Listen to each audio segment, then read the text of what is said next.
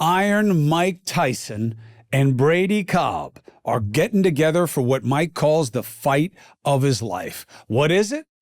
And why does it matter to you? I'm Chris Cuomo. Welcome to the Chris Cuomo Project.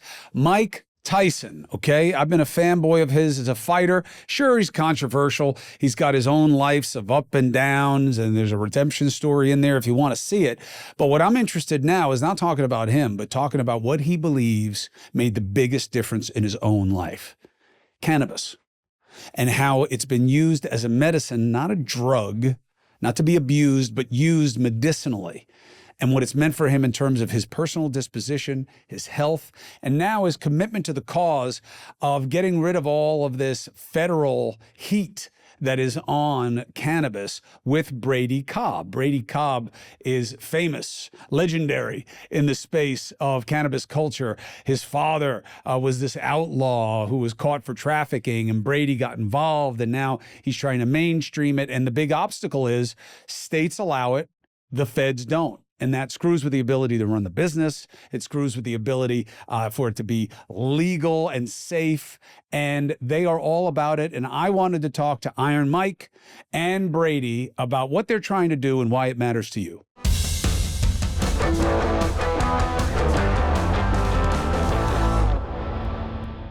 All right, gentlemen, thank you for taking the opportunity. I appreciate it. Hey, it's my pleasure, bro. Thank you for having us. Mike, let me start with you before I fanboy a little bit. Why is this so important to you? You've put a lot of energy into this. You've put a lot of study into this. When I hear you explain cannabis and social policy, I feel like you go deeper than you do on a lot of other things that people ask you about. Why? Why does it matter to you so much? Because you have to look at the laws. If we have one guy, what was it, Weldon Angelo, that the president just pardoned. He was doing, I think, 55 years for a nonviolent marijuana charge. And that's what we really want the president to give us: clemency for nonviolent marijuana users, scheduling from level 3 to 1, and from 1 to 3, and also making sure we have safe banking. And what does that mean, safe banking? That they're not discriminatory towards anybody, because if you're in the cannabis business, you can't have any relations with the banking system. It's actually a pretty big problem. I mean, as an operator, I can tell you, we can't bank, and you have over 400,000 people in the United States that are employees in the cannabis industry. Most can't qualify for mortgages because they. 500,000, excuse me, can't qualify for mortgages because they have a W-2 from a state legal cannabis business. Most of them are, all these hearings you see in Congress right now, and the president mulling a potential executive order on debanking. That's been real in cannabis from day one for a plant that has been found to have medical uses in a 250-page Health and Human Services report that was, issued last year. And I can just tell you, for me, one of the reasons I was excited to team up with Mike is he's one of the few people that actually believes in the plant, and the plant has changed his life. And look, we're not saying we want weed on every corner. We want it to be tested. We want it to be age gated.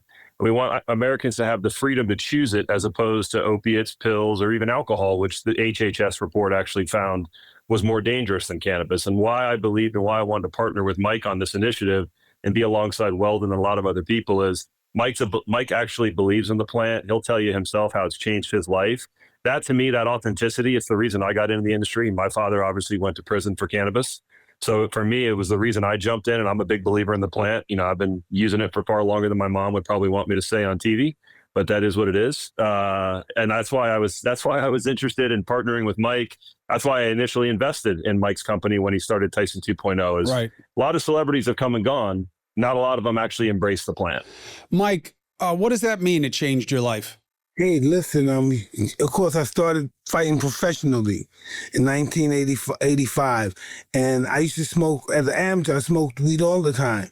But as a professional, I could no longer smoke, and I was going insane. I was just going insane. So my whole career, I didn't smoke, and of course, you see all the trouble I got into. And then I stopped smoking. I stopped drinking. I stopped doing everything. Matter of fact, I stopped smoking cigarettes.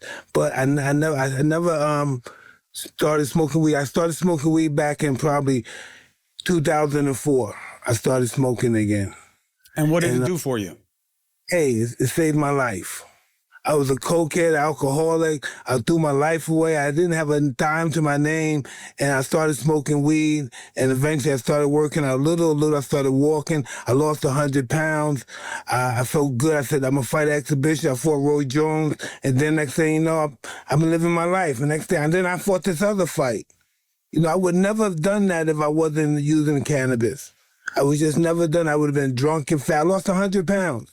Mike, did the cannabis allow you to give Paul a pass in that fight? Because I saw like 6 different opportunities where you could have knocked him the fuck out and didn't. Hey, listen, I love that guy, man. Nobody needs to get hurt. Everybody's beautiful. Everyone loves each other. If I'm going to have you love me anywhere, in the ring would be where I want it to happen. All right, so so Mike Tyson says, look, this made a difference for me. You're up against 2 things, okay? One of them is, well, both of them are stigma, right? So at the federal level, they will not decriminalize this because it makes a politician look weak on crime. How do you deal with that? I'll get a response from both of you. Brady, I'll start with you. Yeah, and I started lobbying DC on cannabis right around 2014, and we focused in on Republicans. And let me tell you, it was cold meetings. It's hard to get a meeting with the person that made coffee in the office, which is, much less the actual member. But we've seen it change because as these industries have gone from kind of West Coast, more liberal states that had them in California, Colorado, Washington, Oregon, and now you see key states in battlegrounds, in electoral college votes, in Michigan, in Florida, and even some of the deep South states now go, and people are paying attention and understanding this is not this same marijuana industry that everybody was worried about. I mean, there's been over 500,000 arrests for marijuana. That's more than most violent crime combined. Mm-hmm. That doesn't make a lot of sense for cannabis. So at the end of the day, the stigma that we have to fight is these people are working in this industry legally. By the way, the cannabis jobs, over 500,000 that Mike mentioned, most of those aren't counted on the weekly jobs report. So there'd be a nice little boost in the weekly jobs report if those are ever actually counted because it's still a Schedule I drug. To beat the stigma, the reality is you have to show people that this is just like making a choice to drink alcohol or to take a prescription drug that your physician refers you. Same thing. It's not for everybody, but it should be something that's found to be non-addictive. And it's just a matter of continually having that messaging come out. And we're very lucky to have Mike Tyson and everybody else that signed on to that letter that are now willing to put their name in print to say they support it too. 5 years ago, we didn't have that. Support comes from 120 Life. All right, this is very easy. 1 in 2 of us have high blood pressure. Why? Because our lifestyles suck. Our diets suck. Okay? And you can't have a 50-50 proposition when it's dealing with high blood pressure because there are very few things that are a stronger indication of you having a major, major health event. All right? So you got to deal with it. That's where 120 Life comes in. It's not just for high blood pressure. It's also beneficial for those with diabetes, okay? And that is something that is exploding in our society. Managing high blood pressure can help with diabetes. So either way, you're well served. If you're diabetic, you need 120 Life. If you are pre-diabetic, you need 120 Life. If you have high blood pressure, you need 120 Life. All right? And you can see the results for yourself. 120 Life offers visible, measurable changes in blood pressure. You can easily track your progress at home with a simple blood pressure monitor. You can get one at any corner drugstore. And here's the good news. Having had a lot of 120 Life, because I have people with blood pressure issues in my family, it's good. It's a blend of great tasting superfruit juices. Unlike many health drinks, 120 Life is actually flavorful. So here's my request. Try 120 Life, and you're going to get a 15% discount if you use my code Chris at checkout on 120life.com. You're also going to get free shipping, and remember, you will get your money back, no questions asked, if your blood pressure doesn't improve in just 2 weeks. Support comes from Mando. Man, I like it. I've been using it. At first, I thought it was going to be a little pasty, like some other white roll-ons are. Nope. Mando works. Goes on clean, stays on a long time, nice fresh scent, not overpowering, and I like the overall body spray also, and I'll tell you why. Your boy is a sweaty mess in the summertime, especially now that I'm doing the firefighting thing. And the fishing and the sun and the gardening and the working out, I can get my stank on, boy. And I will tell you, Mando deodorant plus sweat control, the solid stick, works, okay? Heat and humidity is not the friend of the fat guy. And I need the double protection, and I'm getting it. Mando's starter pack is perfect for new customers. Comes with a solid stick deodorant, cream tube deodorant, 2 free products of your choice, like you can get the mini body wash, the deodorant wipes. I use those. I keep them in my firefighting kit. Great to have, especially if you're going to the gym. And free shipping. As a special offer for my listeners, new customers will get 20% off site-wide with our exclusive code. What is it? Cuomo. Go to shopmando.com, use Cuomo, and you'll get 20% off site-wide and free shipping. shopmando.com. Please support your boy. Tell them that I sent you. Mando's got you covered. Deodorant plus sweat control. No more sweat stains. Hello, long-lasting freshness. Well, let me tell you something. I'm no Mike Tyson, but I do share a couple of things with him. One of them is marijuana or even hemp-derived THC and cannabinoids has changed my leisure life because alcohol and I did not mix well. And almost every stupid thing I've ever done in my life involved alcohol and never with marijuana. So when you say it's just like the choice to drink, I would argue alcohol does nothing good for anyone. Nothing. And marijuana is just not the same thing. I mean, look, Mike, you and I, you were somebody I've always been a fanboy of. My father, Mario Cuomo, was friends with Customato. For anybody, I met your father as well. Yes, and my father took me to the Catskills to watch you training before when you were training up with Cuss. And I remember watching you. We watched your first 16 fights. Which, in sum total, I think was about 3.5 minutes. But I've been a big fan for a long time, and I think it's really honest of you to talk about your struggles and what's worked and what hasn't. And I feel like marijuana, hemp-derived cannabinoids, whatever, the whole class of it gets lumped in with bad drugs. And now they say, well, it's not your grandfather's weed. It's so strong now, it's a gateway drug. What do you say to that, Mike? Well, listen, I believe that's just that's fable stuff, man. Nothing's the gateway drug but alcohol, okay? That's the gateway to hell. And the statistics prove that as well. So that's what I say. I think this is what I see. I see cannabis coming, it starts as a little ball, but it starts from Mount Olympus. And when it comes down, it's just going to crush everybody. We're going to have to give in to it. Real quick, that I think that Mike said that's really interesting to me is, and I agree with you, my life has changed. I mean, I've been a big fan of cannabis, but obviously went to college and had a good time drinking. And I can just tell you, even for like my wife, who's a yoga instructor who never really liked cannabis till it went legal, she's now changed her life and now is using cannabis a lot more. She likes the gummies and has replaced that 2 glasses of wine a couple nights a week with a half a gummy.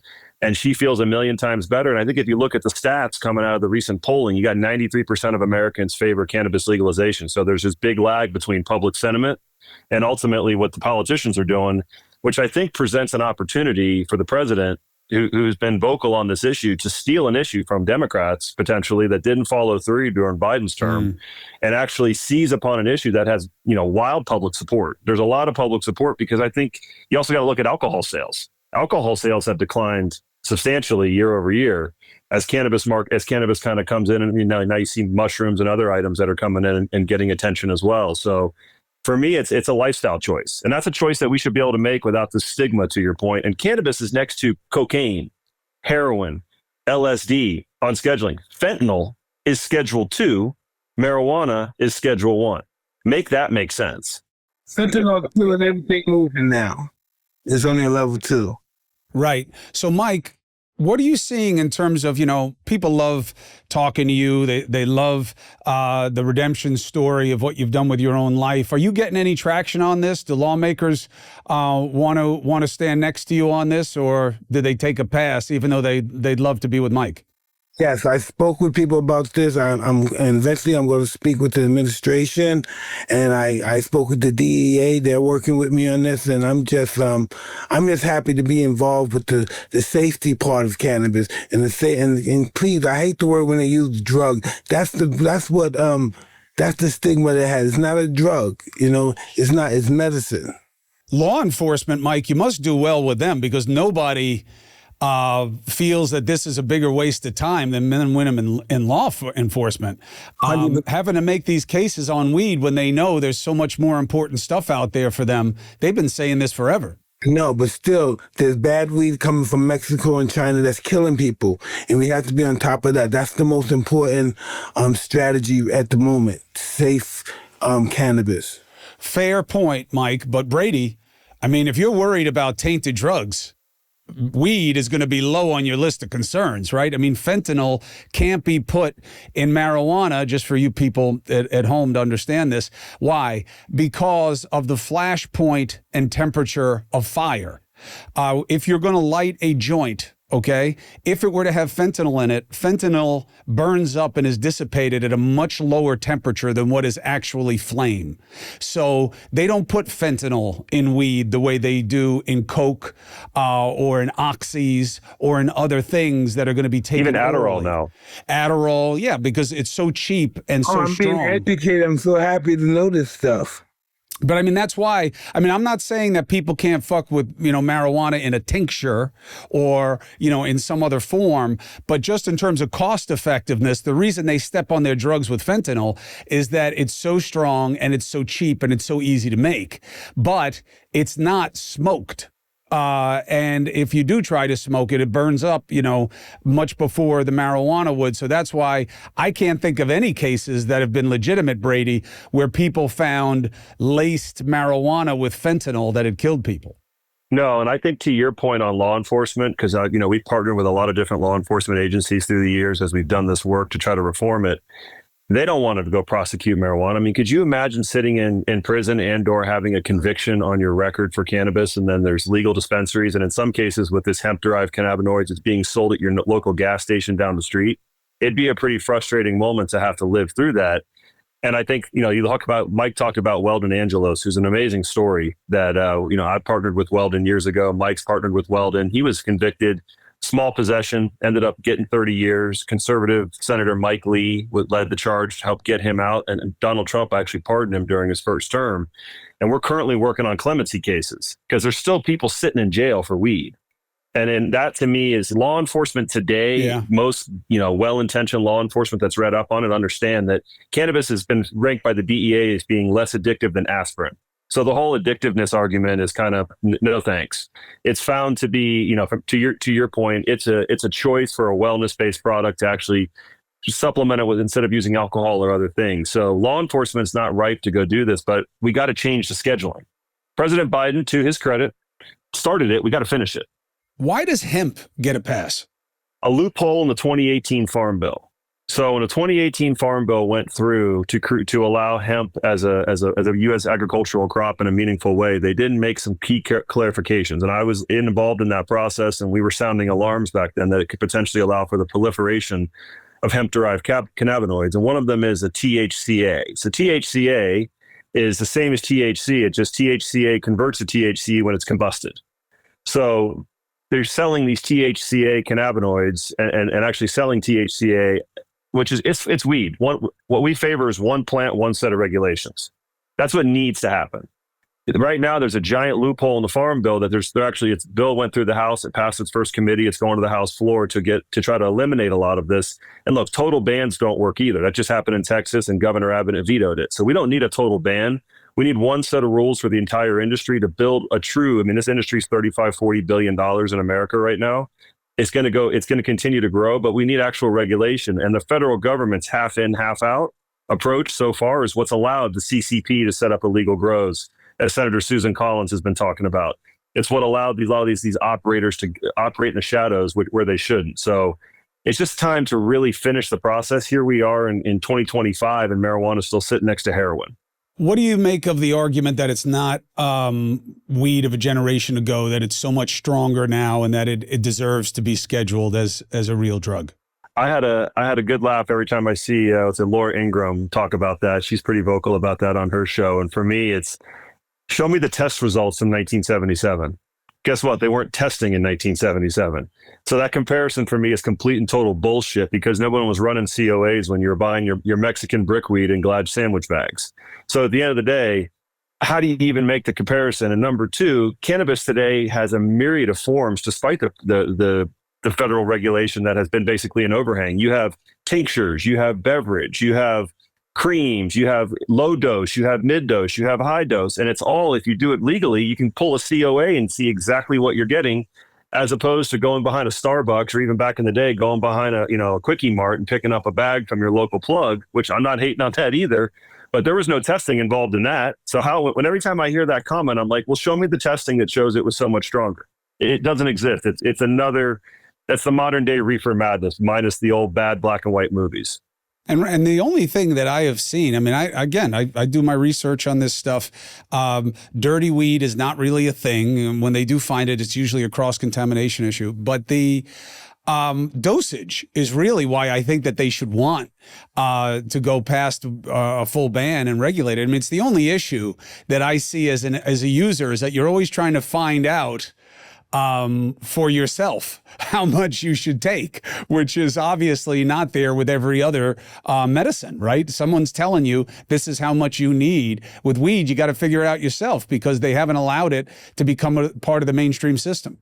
Correct. I mean, every human being has an endocannabinoid system, which is designed to receive cannabis.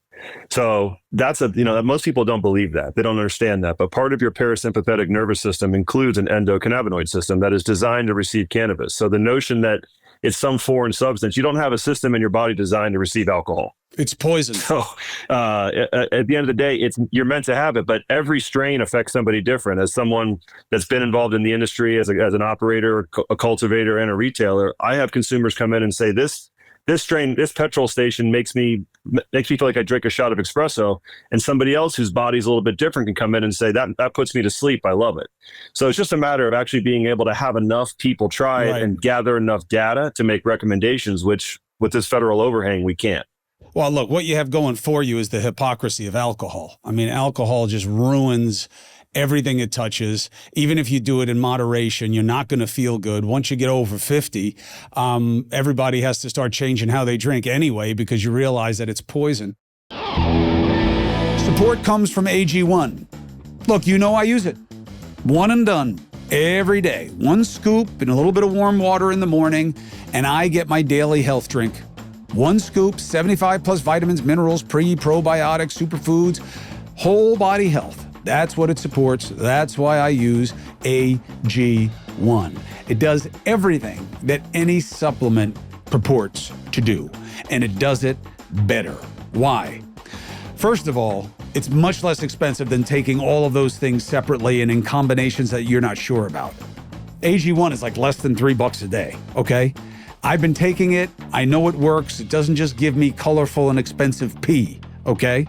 It helps me. I see it in my blood work, that my vitamin levels are better, especially like my D vitamin and my B12 vitamin has been better, okay?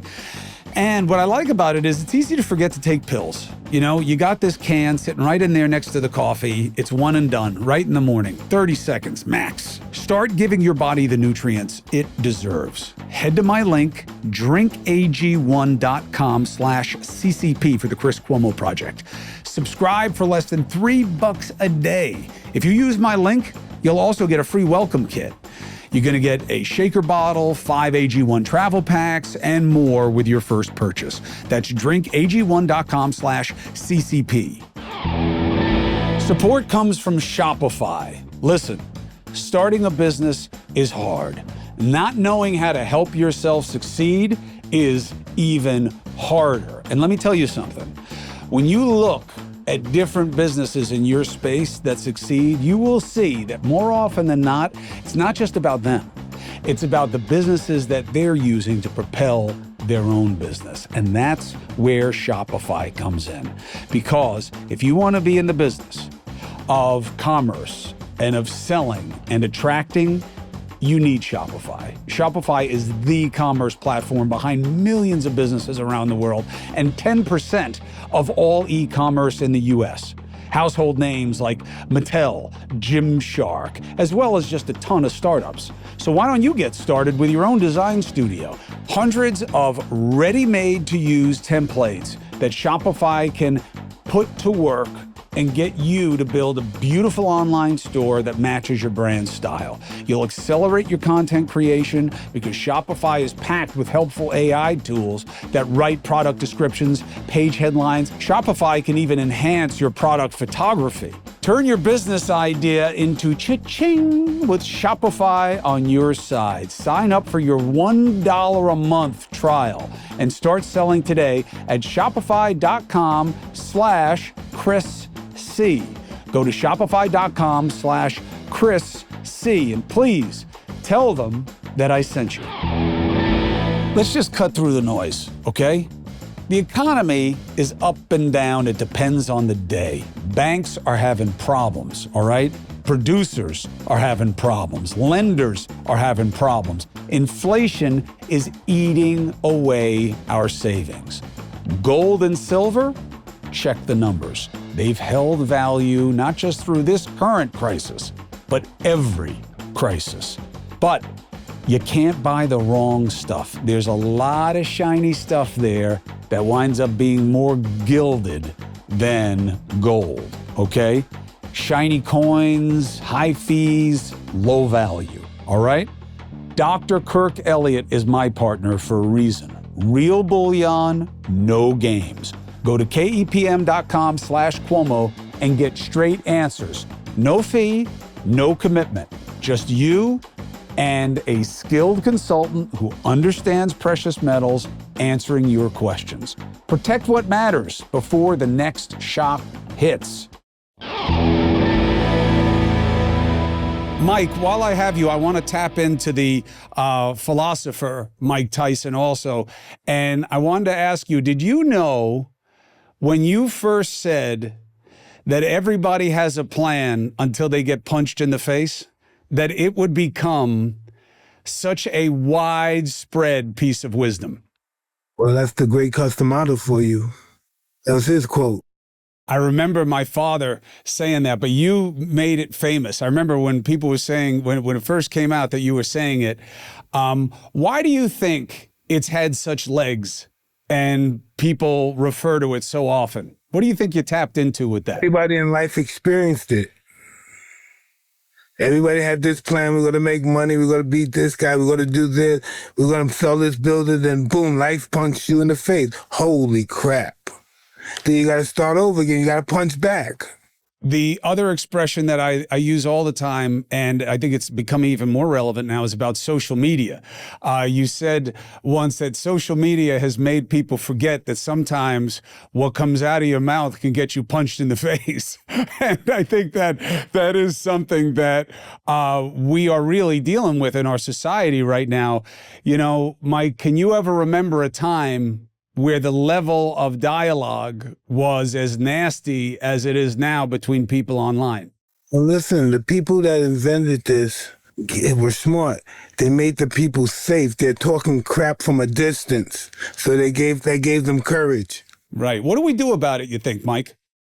Hey, we have to be big boys and be able to accept abuse sometimes. You can't punch everybody in the face that hurts your feelings.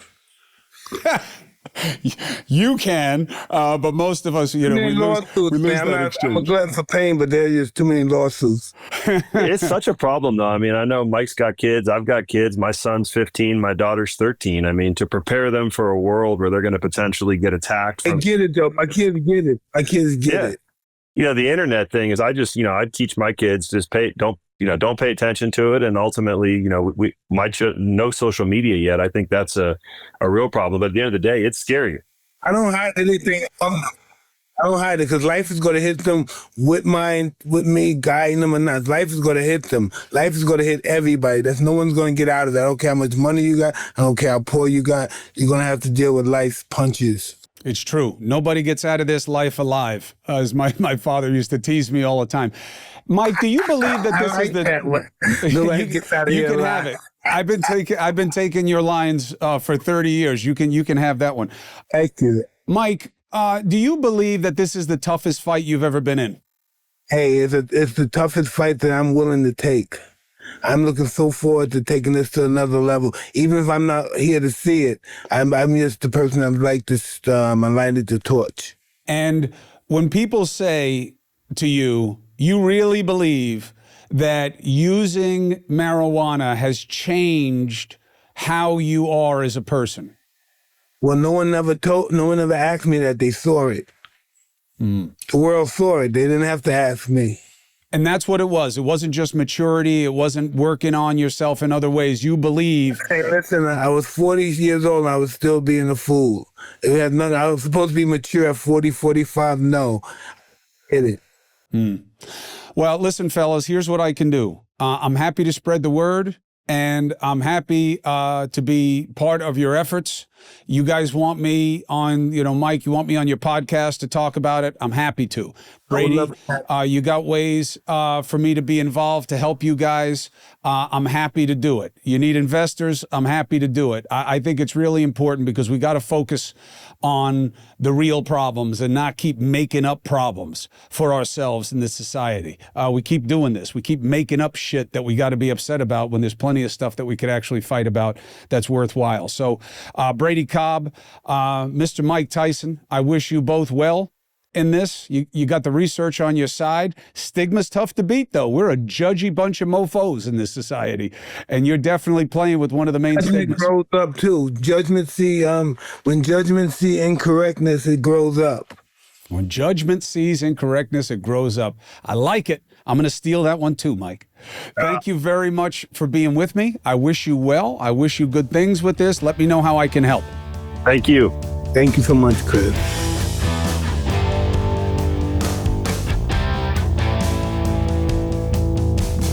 Look, I believe, okay? I've tried to take booze out of my life as much as I can, and I've replaced it for my leisure activities and for my joint support with CBD and cannabinoid products, mostly from Dragon Hemp, because I know the guy who makes it and he's out by me. So I believe in this. I think it's silly that hemp is a carve out and marijuana is not. I think it's really silly that this is a federal Schedule I drug when marijuana is supposed to be seen as more deadly than fentanyl. Really? Really? It's time to do better. It's good to have Iron Mike. It was good to have Brady, and it was great to have you. Thank you for subscribing and following at the Chris Cuomo Project. Thank you for checking me out at News Nation at 8 p. and 11 p. Eastern every weekday night. Thank you for subscribing and paying so we can use that money on Substack to get people help to get their long COVID treatment. And as long as you subscribe and pay, I will answer your comments and I will talk to my interviewees about what you put into those questions. Okay? Appreciate you. My friends, the challenges are real. Wear your independence, get your free agent gear, and show that you are no party patsy. You're an independent critical thinker, a free agent. Let's get after it.